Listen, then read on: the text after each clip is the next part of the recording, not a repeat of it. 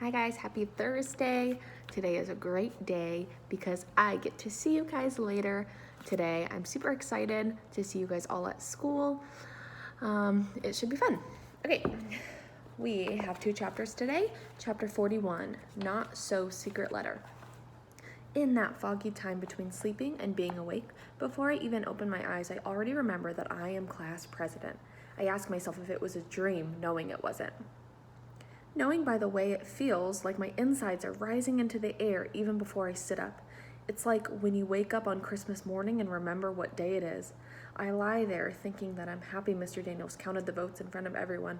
I don't think I would have believed him if he just said I won later. When I get to school, everyone acts the same, but I feel different. I put my stuff away, head to my desk where I find an envelope with my name on the front. Weird. I sit down and slide it off the desk. Glancing around, I pull a piece of paper from the envelope.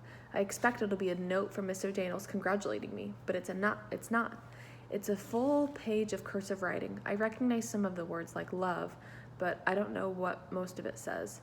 The name at the bottom is Max. I look over at him and he nods once. I look away, feeling like my face must glow like Rudolph's nose. I fold up the letter and slide it into my pocket, wishing I could read it. I think that when I get home and study it, maybe I can figure it out, but I can't stare at it now. I look over at Keisha, who's putting her things in the closet.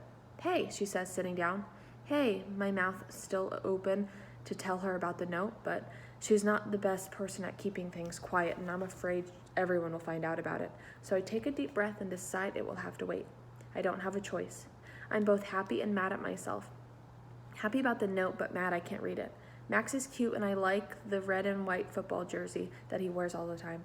And now that I think he likes me, I might like him too. So, how does it feel to be president? Keisha smiles. Oh yeah, man, this may be the best week of my entire life. Same old, I say. Huh? Same old?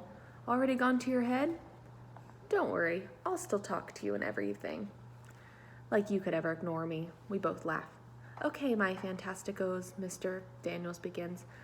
He reminds us to put our homework in the basket, and he gets the class helpers working on lunch counts and staff, and I sit up even straighter, feeling like I have a place in this class. After Mr. Daniels finishes with the boring morning stuff, he says, one more thing. Our new class president, Allie Nickerson, has her first student government meeting today, so if you have any suggestions for her, please let her know. If you have any changes, she's the one in charge. I know that I shouldn't smile, but my mouth keeps smiling. The first suggestion I get is from Oliver. I'm trying to do my work, and he stands up in front of my class. I have a suggestion. Okay, what is it? I think we should be able to bring candy for snacks, like piles of it, like dump trucks backing up into the school with warning beepers going. And then it would be like a dump, a huge candy pile in front of the school, and the kids could just shovel and collect it, because that rule they made this year about healthy snacks is dumb. And they took away the only thing about this school that I liked. And Oliver, Mr. Daniels interrupts. He looks up. You have a question? I'm giving my advice to the president. I have an idea. He half smiles. Okay then, well, finish up and get back to your seat. Oliver looks back at me. Okay, can you do that? I'll try. He looks disappointed. Suki interrupts. I disagree. The healthier snack rule is good. It's bad for you to fill up your body with candy. He looks over at her. Stop acting like you're a grown-up. Jeez. Other kids give me suggestions too. Just before lunch, I hear Shay complaining that if she'd been elected, she'd have started a horseback riding club at school. For a second, I feel bad, but then realize she couldn't possibly do that. Horses? Where would we get horses? I think about starting a Fly to the Moon every Thursday club, and a mind movie plays in my head of a silver rocket with blue stripes flying to the moon with Keisha, Albert, and me strapped in. Albert calmly explains the energy required to lift the rocket. Keisha is screaming. She's so happy, and I'm laughing because I'm happy they're happy. I'm pulled out of my mind movie by Shay, who's standing in front of me. Everyone agrees you should go crawl in a hole and never come out. Since I won the election, I guess not everyone feels this way, and I'm surprised that instead of saying something back to me, she just stomps off. At the end of the day, as we are getting ready to board the buses, Shay trumps over to me with her shadow, Jessica, right behind her. So, Did you get the letter? Why is she asking me about that? A little voice in my head warns me. What letter? Shay glances behind her and turns back. You know, the letter. What are you talking about? I ask. She is impatient. The letter, she drops her voice to a whisper, from Max saying you should meet him for lunch. You never showed. He is really disappointed. Oh, is he? She glances behind herself. So, do you like him? Why did he want to see me at lunch? Allie, you can't just ignore something like that. It's rude. I see Max is coming, but I don't say anything. She continues. He really likes you, so you should answer Max's letter and say the thing in it that he says to. Okay, will you tomorrow? What letter? He asks. Max? Oh, hi, Shay says, stumbling over her words. What letter? You said my name. I never thought I'd see Shay unable to talk. Actually, I say, the love letter Shay says you wrote to me. I hand it to him. Thanks very much, but I'm busy. Wait, I didn't actually, he says to me, trying to be nice. Then he looks at the letter and then at Shay and Jessica, and he doesn't look nice. Jessica turns pale, but not as pale as Shay does. Whatever was going to happen at lunch table is something I'm lucky to have missed. It's the first time I've ever been grateful to not be able to read. Chapter 42. The gifts of no excuses, scotch tape, and antibiotics. Mr. Daniels calls me up to his desk. Here, I have something for you. I'm excited until I see it's a book. Not like I hate them like I used to, but they still scare me. I stare at it, hoping he just wants to talk about it, not actually read it. I'd like you to read this. I open my mouth to speak, but my mind is already rolling out multiple excuses. He puts his hand up. Listen, Allie, I know it won't be easy, and I know it'll take time, but the thing is, my excuses become even harder to say. I think you can read this one, and I want you to try. I reach up and take the book, which has a picture of a kid holding a goldfish. I flip through the pages, and the book isn't too long, as far as chapter books go. That's a relief. I look up at him and hold his gaze.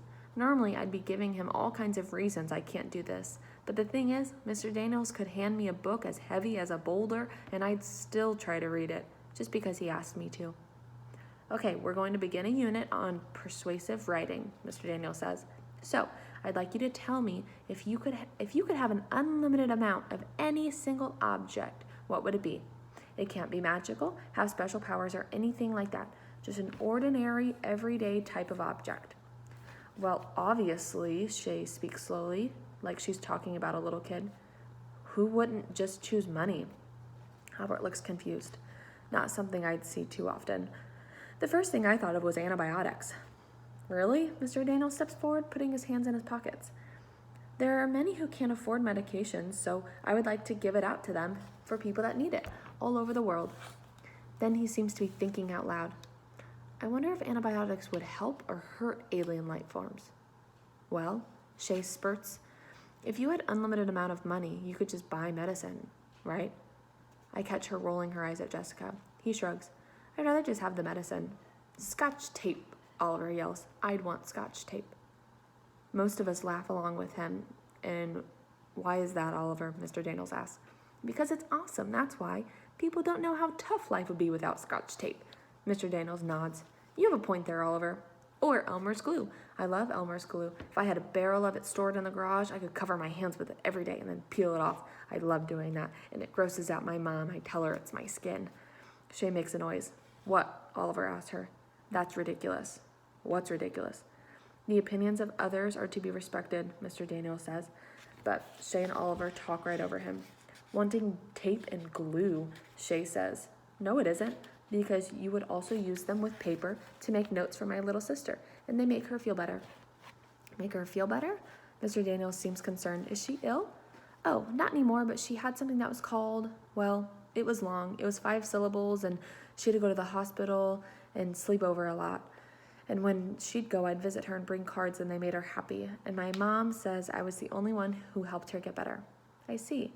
Well, Oliver, you get a huge creativity points today. Mr. Daniels messes with his hair. You're one of a kind, you know that, Oliver. Suki raises her hand. Grandfather says everyone is unique, special, unlike all others. That makes us great. I like that, Suki, Mr. Daniels says, and you are indeed great. I like that, Suki, Mr. Daniels says, and you, I read that again. She remains seated but bows a bit. Thank you, sir. Mr. Daniels bows back and then stands up. In fact, you're all great, my fantasticos. Albert raises his hand and Mr. Daniels nods towards him. Excuse me, but just because something is unique, that doesn't mean it's good. After all, E. coli is a very dangerous bacteria and is unlike all others. Point taken, Albert, but I do like that people are all different. What if we all looked the same, thought the same, had the same beliefs? That sounds boring, Keisha says.